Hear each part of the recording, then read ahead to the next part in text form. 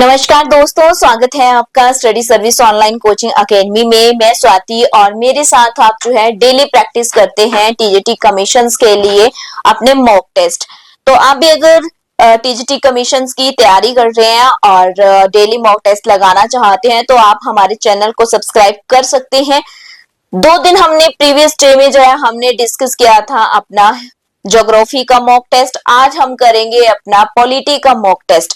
तो उससे पहले मैं स्टार्ट करूं, मैं आपको बता दूं स्टडी सर्विस एक ऑनलाइन कोचिंग प्लेटफॉर्म है जो घर बैठे आप तैयारी कर सकते हैं हमारे साथ।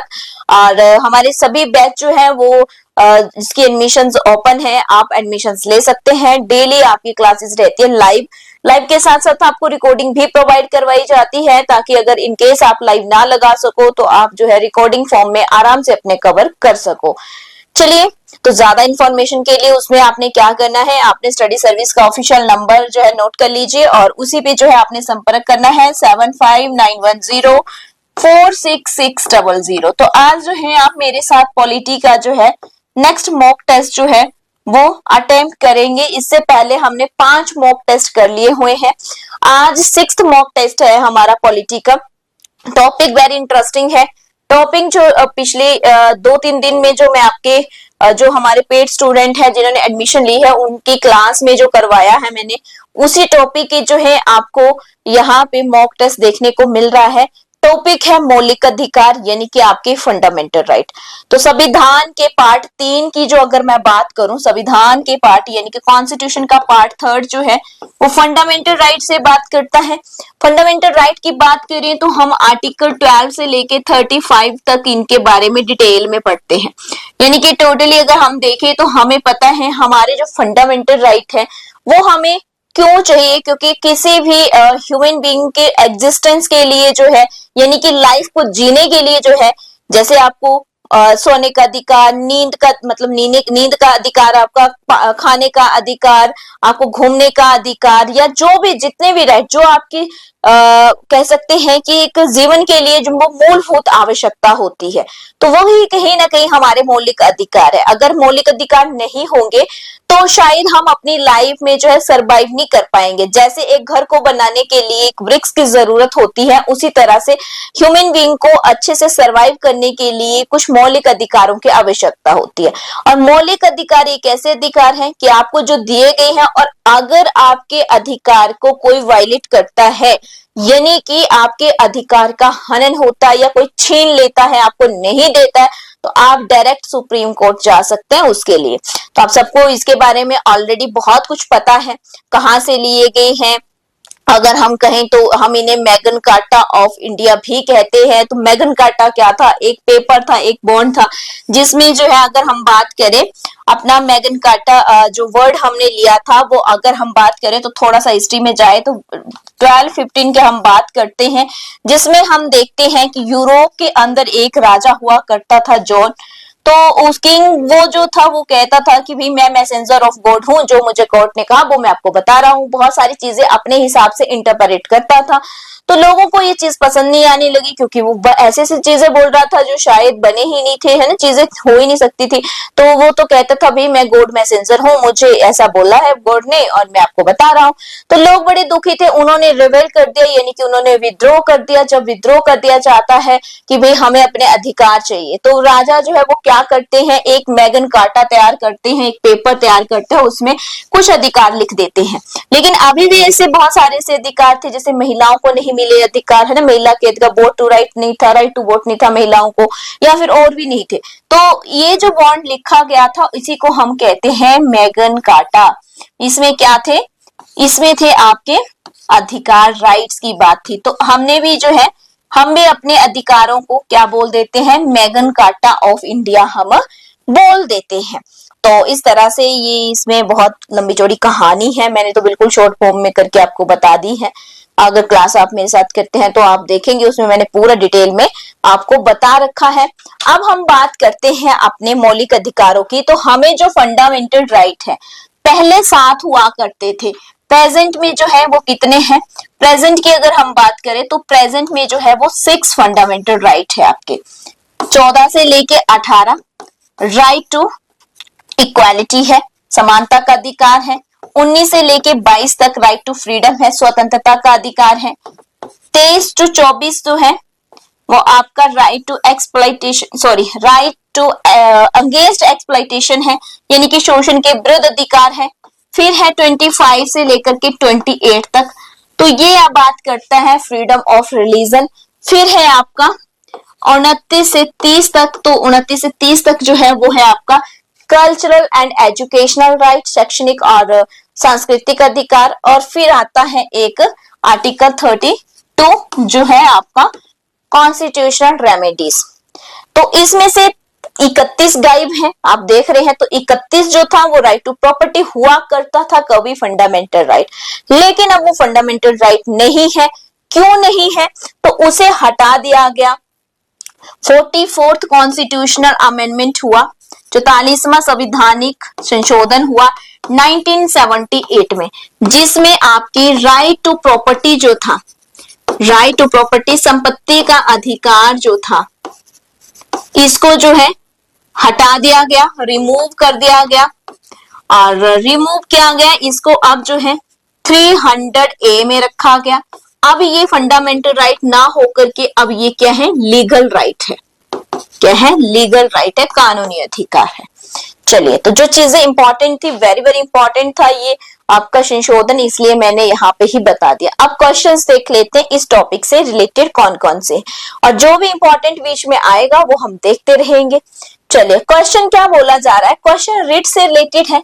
सबको पता है रिट्स होती है, तो भारतीय संविधान के अनुच्छेद 32 और 226 के तहत कितने प्रकार की रिट की बात की गई है? देखो यहाँ ऑप्शन है, थोड़ा ये क्वेश्चन ही थोड़ा अलग से मतलब गलत जैसा पूछा गया है। अगर हम बात करें सुप्रीम कोर्ट की, आर्टिकल 32 के तहत आप सुप्रीम कोर्ट जा सकते हैं। कब जाते हैं? जब आपके किसी भी फंडामेंटल राइट को आपसे छीना गया हो, तो आप डायरेक्ट जा सकते हैं सुप्रीम कोर्ट। और सुप्रीम कोर्ट आपका जो अधिकार छीने है उस पे आपको जो है किस तरह से एक्शन लेगा, क्या प्रोसीजर होगा एक्शन का, कौन सा एक्शन लिया जाना है, उसको हम कहते हैं, कौन सी रिट लगाई जानी है, तो उसे कहते हैं रिट। अब ये जो रिट है, सुप्रीम कोर्ट के पास 5 तरह की रिट है आपके फंडामेंटल राइट को लेकर के। वैसे हाई कोर्ट के पास भी कितनी है? 5 ही है। कितनी है? 5 है फंडामेंटल राइट को लेकर के। हाई कोर्ट में जाना है तो फंडामेंटल राइट को लेकर के 5 रिट है। लेकिन इसके अलावा जो हमारा हाई कोर्ट है उसके पास एक और रिट होती है, वो कौन सी है? तो वो लीगल आपके जो क्या कहते हैं, आपके जो लीगल राइट होते हैं, या फिर मैं कहूं कि यहाँ पे आपके फंडामेंटल राइट के साथ साथ जो है, जो भी आपको अन्य जो आपके अधिकार हैं उनसे रिलेटेड भी आपकी जो है रेट जो है हाई कोर्ट लगाता। तो इसका मतलब क्या हुआ? इसका मतलब है यहाँ पे लीगल राइट भी लिख लेंगे आप। हाई कोर्ट के पास एक रिट पावर ज्यादा है ना, एक और भी है, तो मतलब हाई कोर्ट के पास टोटल जो है वो 6 है और सुप्रीम कोर्ट के पास 5 है। लेकिन यहाँ पे फंडामेंटल राइट के पास पूछा नहीं बोला है ना, ऐसा कुछ भी, सिर्फ सिंपल बोला है। तो फंडामेंटल राइट के लिए अगर रिट पूछी होती कि सुप्रीम कोर्ट और हाई कोर्ट के पास कितनी है, तो 5 होंगी। ऑप्शन नंबर फिर यहाँ पे बी जो है आपका सही आएगा। तो कौन कौन सी रिट्स होती है सबको पता है। बंदी प्रत्यक्षीकरण होता है ना, फिर प्रतिषेध होता है, उत्प्रेषण होता है, अधिकार परीक्षा लेख और परमादेश लेख। चलिए नेक्स्ट देखते हैं। नेक्स्ट क्वेश्चन क्या है? भारत के संविधान का आर्टिकल जो 19 है, अनुच्छेद 9 में मूल रूप से डैश अधिकारों की गारंटी देता है। कितने अधिकारों की? तो आर्टिकल 19 जो है वो आपको 19(1) की अगर हम बात करें, यहाँ पे 19(1) जो है आपने पढ़ा होगा मेरे साथ। 19(1) जो है वो हमें 6 तरह की स्वतंत्रता की बात करता है। कितनी? 6 तरह की स्वतंत्रता की बात करता है, हमें स्वतंत्रता का अधिकार देता है 19 से 22। और 19(1) जो है वो 6 तरह की स्वतंत्रता की बात करता है। आपने पढ़ रखा होगा, कभी ना कभी जो है देख रखा होगा। तो 6 तरह की स्वतंत्रता कौन कौन सी है, एक एक वर्ड में जो है हम यहाँ पे मैं आपको लिखवा देती हूँ, ताकि आप जो है जब भी करें तो आपको जो है एक एक वर्ड में ही याद रह जाए, क्योंकि ऐसे तो मुश्किल होता है ना। पहले देखो साथ हुआ करती थी ये भी। मैं अगर सिंपल वे में कहूं तो देखो आपकी है 19(1) का जो ए है, वो स्पीच एंड एक्सप्रेशन की बात करता है, तो मैंने एस लिख दिया। 19(1) का ही जो है आपका भाग बी है, ठीक है। क्या है, रुकिए मैं लिख देती हूँ ठीक से। 19(1) का ए पार्ट था। बी पार्ट जो है वो असेंबली की बात करता है, मतलब आप सभा बना सकते हैं। ऊपर था स्पीच एंड एक्सप्रेशन, यानी कि आप जो है आपको बोलने की पूरी स्वतंत्रता है, अपनी एक्सप्रेशन मतलब अभिव्यक्त करने की स्वतंत्रता है। फिर 19(a) जो 1 का सी पार्ट है वो आपको जो है एसोसिएशन बनाने की स्वतंत्रता देता है कि आप जो है किसी भी तरह का कोई संगठन संघ वगैरह जो है वो बना सकते हैं। फिर डी है आपका, डी जो है आपको क्या करता है, मोमेंट मतलब आप भ्रमण कर सकते हैं कहीं भी भारत के अंदर, इंडिया में, ओनली इंडिया की बात कर रहा है यहाँ पे, ठीक है। फिर है आपका ई है, तो ई क्या है, आपको रेजिडेंस की बात करता है कि आप भारत के अंदर कहीं भी निवास स्थान अपना बना सकते हैं। फिर है आपका जी, तो देखो यहाँ पे एफ निकाल दिया गया है। एफ क्या था वो भी मैं यहाँ लिख देती हूँ क्योंकि यहाँ पे स्पेस नहीं है ना। यस, तो 1 मिनट रुकिए, थोड़ा सा इसको, ओहो मिटाई दिया मैंने, शायद आ जाएगा, देखते हैं। नहीं आया, क्या क्या बोला, 19(a) में स्पीच एंड एक्सप्रेशन, बी में आपकी जो है असेंबली यानी कि सभा बना सकते हैं। सी में कहा कि आप जो है एसोसिएशन बना सकते हैं यानी कि संघ बना सकते हैं। सी, डी में क्या बोला मैंने, डी में कहा कि आप कहीं भी घूम फिर सकते हैं, मोमेंट कर सकते हैं, भ्रमण कर सकते हैं, लेकिन कैसा भ्रमण, भ्रमण जो होगा वो भारत के अंदर, इंडिया में। देन ई आता है, ई में क्या है, आप अपना कहीं भी रेजिडेंस बना सकते हैं यानी कि आप निवास की बात करता है, ये भारत के अंदर कहीं भी निवास स्थान बना लो। अब एफ जो था वो राइट टू प्रॉपर्टी था यहाँ पे भी, लेकिन आपको पता है कि राइट टू प्रॉपर्टी जो है वो हटा दिया गया है। 44th कॉन्स्टिट्यूशनल अमेंडमेंट एक्ट 1978 के तहत इसको डिलीट कर दिया गया और 300(a) में इसको जोड़ दिया गया। फिर है जी, जी क्या है, जी है कि आप कोई सा भी प्रोफेशन अपना सकते हैं, कोई सा भी व्यापार कर सकते हैं। आपका मन है दुकान खोलनी, दुकान खोलो, आपका मन है कोई बिजनेस ओपन करना तो वो कर लो। तो इस तरह से ये सारे के सारे मैंने यहाँ पे लिख दिए हैं। देखो पहले कितने थे, 7 थे, फिर एफ को निकाल दिया गया, एफ को जो है वो क्या किया गया, इसको निकाल दिया गया। तो अब कितने बचे, 6 आपको स्वतंत्रताएं हैं 19(1) के अंदर। तो चलिए क्लियर हो गया होगा आपको, ऑप्शन नंबर बी जो था यहाँ पे सही है। सॉरी, यहाँ पे तो डायरेक्ट ये बता रखा है कि भाई अनुच्छेद 19 से लेकर के 22 तक जो है भारत के नागरिकों को विभिन्न प्रकार के अधिकार दिए गए हैं, तो वही है। ये देखिए ये 19(1) में है एक्चुअल में, तो किताबों में कई बार छोटी मोटी किताबें जो होती है उसमें ऐसे ही लिखा होता है ना। तो कहीं भी घूमने जाने फिरने का अधिकार है और 44वें संवैधानिक संशोधन के तहत 1978 में इसको 1 को हटा दिया गया था। तो ये भी आपको मैंने बता दिया है, ज्यादा यहाँ पढ़ने की जरूरत नहीं है, जो मैंने बताया उस पर फोकस करो। नेक्स्ट क्वेश्चन देखते हैं। बोला जा रहा है कि भारत के संविधान में कौन सा अनुच्छेद उच्च न्यायालय मतलब हाई कोर्ट की बात कर रहा है, रिट जारी करने का अधिकार है। तो अभी हमने देखा कि अगर सुप्रीम कोर्ट जाना होता है तो आर्टिकल 32 के तहत जाते हैं, हाई कोर्ट जाना होता है तो आर्टिकल 226 के तहत जो है हम हाई कोर्ट में जाकर के क्या कर लेते हैं, रिट्स लगा सकते हैं, रिट लगा सकते हैं वही, ठीक है। तो यहाँ पे फंडामेंटल राइट रिट भी है प्लस लीगल रिट भी है, टोटल जो रिट है हाई कोर्ट के अंदर वो 6 है आपकी। चलिए नेक्स्ट देखते हैं। नेक्स्ट जो है भारतीय संविधान का अनुच्छेद 23 और 24, अभी बताया मैंने सब आपको, 23rd और 4th में किस मौलिक अधिकार से संबंधित है, देख लेते हैं ऑप्शन। स्वतंत्रता का अधिकार नहीं जी, ये जो है आर्टिकल कितना है आपका 19 से 22 तक। समानता का अधिकार ये है आर्टिकल 14 से लेके 18 तक। शोषण के विरुद्ध अधिकार, यस जी ये बिल्कुल सही है, 23 से लेकर के 24 तक। और संवैधानिक उपचारों का अधिकार तो आर्टिकल 32। तो ऑप्शन नंबर सी जो है वो आपका यहाँ पे बिल्कुल सही आंसर हो जाएगा। नेक्स्ट देखते हैं।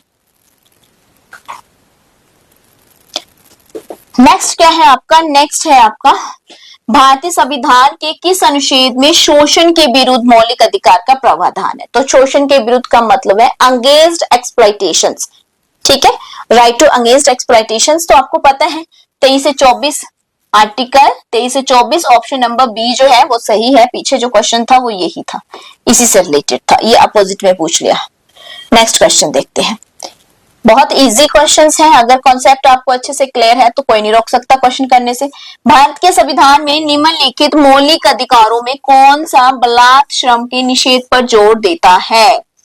बलात् श्रम का मतलब क्या होता है ये पहले आपको पता होना चाहिए, ठीक है।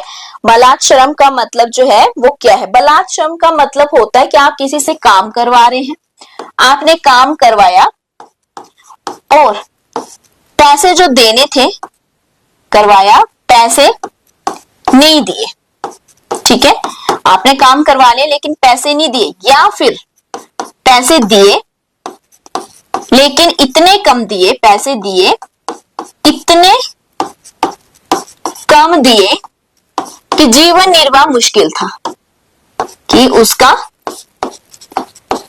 सरवाइव करना या जीवन निर्वाह जो है वो मुश्किल था, तो उसे हम क्या देते हैं? क्या देते हैं? बलात् श्रम, निर्वाह मुश्किल है।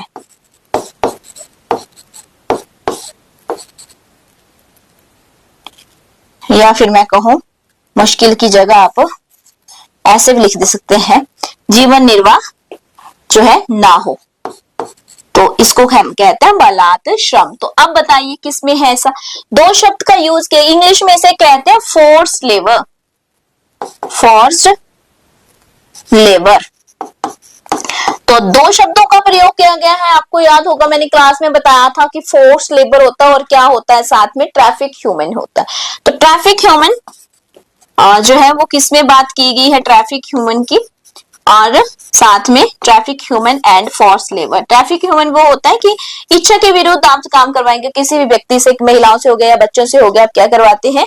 बंदी बना करके उनको इनके इच्छा के विरुद्ध काम करवाते हैं। तो ये बात की गई है आपके आर्टिकल 23 में, और 23 जो है वो क्या है? शोषण के विरुद्ध अधिकार है। तो ऑप्शन नंबर ए जो है वो आपका बिल्कुल सही आंसर है। इसके अलावा मैं यहाँ और बता देती हूँ, देखो ये है 23, संवैधानिक उपचार है 32, संस्कृति और शैक्षणिक अधिकार है आपका 29 से 30, और स्वतंत्रता का अधिकार है आपका 19 से लेकर 22 तक। तो बार बार बताने का मतलब यही है कि आपको जो है अच्छे से याद रहे चीजें। एक तो जब मैं पढ़ा रही होती हूँ मेरा पूरा ध्यान यही चला जाता है ना, बोलने और लिखने में, क्योंकि लिखनी पड़ती है चीजें तो पूरा ध्यान इसी में रहता है। चलो नेक्स्ट देख लेते हैं, नेक्स्ट क्वेश्चन करते हैं। नेक्स्ट क्वेश्चन है, निम्नलिखित में से किस अनुच्छेद में मौलिक अधिकारों के साथ असंगत उनका अल्पीकरण करने वाले कानूनों का उल्लेख किया गया है? मौलिक अधिकारों के साथ असंगत व अल्पकल्पनीय। चलिए तो देख लेते हैं कि क्या सही आंसर है वे इसका। जल्दी से बताओ, कमेंट करिए, आप भी बता दीजिए किसमें बोला गया है। अब देखो आपको याद होगा मैंने कहा कि 12 से लेके 35 तक है, तो 12 क्या है अभी? आर्टिकल 12 क्या है? आर्टिकल 12 कहता है डेफिनेशन ऑफ स्टेट की बात करता है, डेफिनेशन ऑफ स्टेट की राज्य जो है वो किस किसे राज्य काउंट किया गया है? आपको याद होगा मैंने कहा था संसद हो गया आपका, पंचायत हो गया, नगर पालिका है, या फिर आपके और बहुत सारी चीजें बताई थी मैंने, है ना। तो वो क्या है? वो राज्य की डेफिनेशन में आते हैं, और राज्य जो है उनके किसी भी काम में क्या है? राज्य के किसी भी काम में जो है हस्तक्षेप नहीं किया जाता है। तो सुप्रीम कोर्ट को नहीं रखा गया राज्य की परिभाषा में, क्योंकि वो स्वतंत्र है अपने डिसीजंस लेने के लिए, तो वो राज्य के किसी भी चीजों में बाध्य नहीं है, मतलब राज्य उसमें रोक नहीं सकता उसको। अगर सुप्रीम कोर्ट को भी हम राज्य या 12 डेफिनेशंस में रख देते हैं, आर्टिकल 12 की डेफिनेशन में, तो सुप्रीम कोर्ट अपने डिसीजन नहीं ले पाता है ना, क्योंकि वो मौलिक अधिकार में आ जाता। और आर्टिकल 13 क्या था? आर्टिकल 13 था लॉ से रिलेटेड, बताया था मैंने कि भाई अगर किसी भी तरह का कोई कानून बनता है तो उसको क्या किया जाएगा? चेक किया जाता है कि सही है या गलत है। तो यहाँ पे बोला गया है मौलिक अधिकारों का असंगत व अल्पकल्पनीय करने का कानून, तो आर्टिकल 13 ऑप्शन नंबर सी जो है वो आपका बिल्कुल सही है। आर्टिकल 14 क्या है? आर्टिकल 14 है इक्वालिटी बिफोर लॉ, है ना, कानून के समक्ष समानता। आर्टिकल 12 मैंने बता दिया डेफिनेशन ऑफ लॉ। 15 क्या है? भेदभाव की मनाही, इसमें 6 तरह के जो है भेदभाव आपको बता रखे हैं, 6 तरह के इसमें पार्ट है आगे कि किस तरह से जो है भेदभाव नहीं हो सकता। 5 आधार माने गए हैं कि भेदभाव के ना होने के, जैसे वंश के आधार पे, जन्म स्थान के आधार पे, लिंग के आधार पे, या फिर आप स्थान के आधार पे एक्सेट्रा। 5 तरह के आधार है और 6 भाग हैं इसके जिसमें भेदभाव की मनाही की गई है। भेदभाव हो सकता है लेकिन पॉजिटिव वे में, ठीक है, मैंने पहले भी बताया था आपको। तो जिन्होंने मेरे साथ पढ़ रखा उनको तो बहुत ही अच्छे से और बहुत मजा आ रहा क्वेश्चन करने में, क्योंकि हमने पूरा डिटेल में कॉन्सेप्ट बहुत अच्छे से किया है। आज इसका पार्ट 1 है, कल क्योंकि लेंथी टॉपिक है तो हम 2 मॉक टेस्ट करेंगे इसके। आज 1 है, कल इसका 2 पार्ट आएगा। भारतीय संविधान के किस अनुच्छेद में ये उल्लेख है जो कानून किसी भी मौलिक अधिकार के साथ असंगत या उनका अकल्पनीय करते हैं, वे ऐसी असंगति की सीमा तक शून्य होंगे? तो किसमें है? ऑप्शन नंबर डी, अनुच्छेद 13 में। ठीक है, अनुच्छेद 13 में। तो ये तो हमने अभी भी देखा, उसी से रिलेटेड है, बस क्वेश्चन पैटर्न अलग है। चलिए नेक्स्ट देख लेते हैं। वैसे तो ये किया ही हमने। भारतीय संविधान के भाग 3 में मूल अधिकारों के कितने समूह में शामिल किया गया है? तो कितने मौलिक अधिकारों की यहाँ पे बात की गई है? देखो पहले 7 थे, अब कितने? 6 है। कितने हैं? 6 है। ऑप्शन नंबर ए जो है वो सही है। कौन कौन से बताए मैंने आपको? राइट टू इक्वालिटी यानी कि समानता का अधिकार, ठीक है, 14 से लेकर के 18। फिर है 19 से 22 जिसमें राइट टू फ्रीडम है, स्वतंत्रता का अधिकार है। फिर है 23 और 24, तो ये है आपका राइट टू अगेंस्ट एक्सप्लॉइटेशन, शोषण के विरुद्ध अधिकार। और फिर है 25 से लेके 28 तक रिलीजियस फ्रीडम है, यानी कि धार्मिक स्वतंत्रता का अधिकार है, रिलीजियस फ्रीडम। और फिर है 29 से 30 cultural and educational,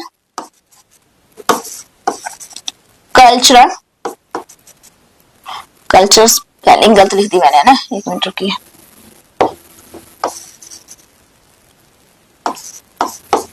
cultural and educational, शैक्षणिक और सांस्कृतिक अधिकार। और 32 है आपका राइट टू कॉन्स्टिट्यूशनल रेमेडीज, मतलब संवैधानिक उपचारों का अधिकार। तो ये था आज का टॉपिक। आई होप कि आपको जो है मौलिक अधिकारों से जितने भी मैंने क्वेश्चन करवाए हैं आपको करने में इंटरेस्ट आया होगा और आप अच्छे से जो है इन अधिकारों को जो है वो कर पा रहे होंगे और आपने इस टॉपिक को अच्छे से पढ़ लिया होगा। अगर नहीं पढ़ा है तो पढ़ लीजिए, जल्दी से थोड़ा डेप्थ में पढ़िए ताकि कोई भी क्वेश्चन आ जाए तो आप फिर उसको अच्छे से अटेम्प्ट कर पाओ। और इसी के साथ साथ अगर चाहते हैं आप कि आप इस मौलिक अधिकार को मेरे साथ पढ़े, डिटेल में पढ़े, तो आप हमारी ऑनलाइन कोचिंग ज्वाइन कर सकते हैं। मैंने पूरे डिटेल में करवाए हैं। अभी एक क्लासेस की रिट्स आज जो है हम अपनी पेड क्लासेस जो है उसमें करेंगे रिट्स वाला टॉपिक, तो बाकी मौलिक अधिकार हमने किया है। तो 26 से हमारा बैच स्टार्ट हुआ था और जो भी प्रीवियस क्लासेस है वो सब मिल जाती हैं आपको अगर हमारा कोर्स ज्वाइन करते हैं। तो जो भी रिकॉर्डिंग फॉर्म में क्लासेस होती हैं वो आपको 1 ईयर तक वैलिड रहती हैं और जो आपके पास लाइव सेशंस चलता है हमारा 5 to 6 मंथ तक का आपका कोर्स रहता है। अगर एग्जाम पहले हो जाता है तो हम थोड़ा और क्लासेस को इंक्रीज कर देंगे ताकि टाइमली आपका सिलेबस कवर हो जाए। आप अपने सिलेबस के लिए निश्चिंत रहिए, वो हमारे पे छोड़ दीजिए। आप सिर्फ अपने पढ़ाई पे फोकस करिए, जो करवाया जाता है उसको बार बार रिविजन करिए। करना क्या होगा आपको हमारे साथ कोर्स ज्वाइन करने के लिए 7591046600 पे आप व्हाट्सएप कर सकते हैं।